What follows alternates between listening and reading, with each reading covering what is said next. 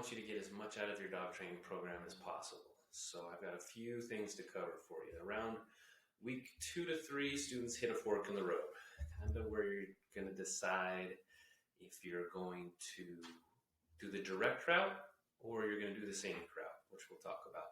But mainly the excitement of this new adventure with you and your dog begins to wear off. And the reality of doing the hard work sets in. You're thinking, man, this is going to be a little more work than I thought. My trainer has all these little habits I need to change, and it's getting a little more complicated. So that's a common experience for customers to go through.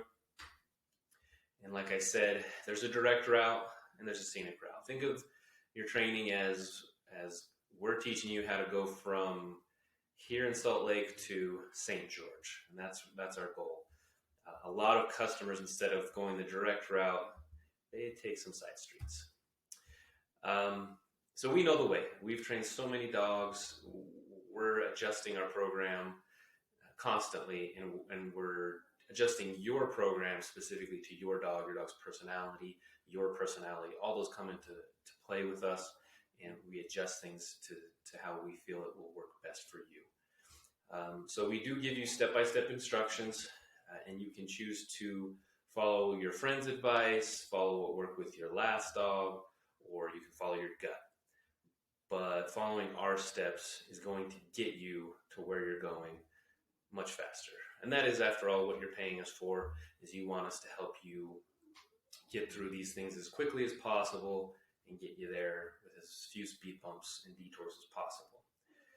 So, with that in mind, students who see the best results, they do the homework, they change their habits from what they're used to doing to what we do. They're consistent, they see those results really fast, and they get to where they want to go.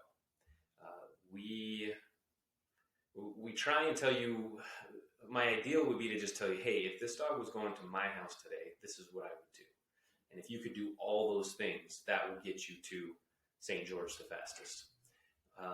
Sometimes that's a little too much. It's a bit overload.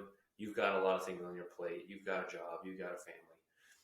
So we simplify it down to the core, the basics, the things that are the most important.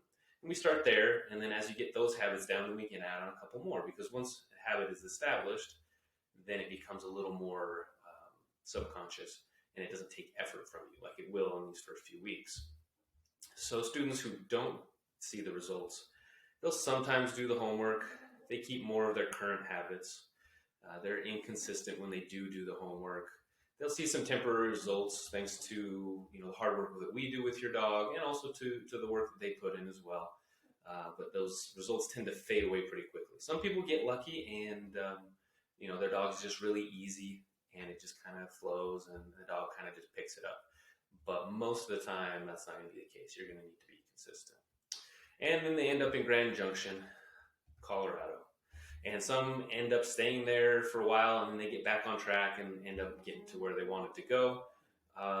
But we have other customers who just stay stuck in Grand Junction, and they still have a dog who pees on the carpet or pulls on a leash or whatever it might be.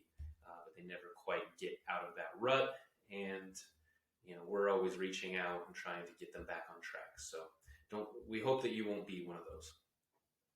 Habit change is the key. So it's not fun, but it is also not optional. The good news is, once a well-formed habit is in place, it becomes easy to do the right thing, because it just becomes your new habit. Same for your dog. So the battle is convincing your brain that this new habit is here to stay, and the internal dialogue that you have, that internal battle of like, oh, should I walk the dog today? Do I really have to get up and get him off the couch one more time? That will become just the default mode for you and your dog, and things just get easier from there. So I hope this has been helpful, and it shows you kind of, you're not alone in this. You're not the only one.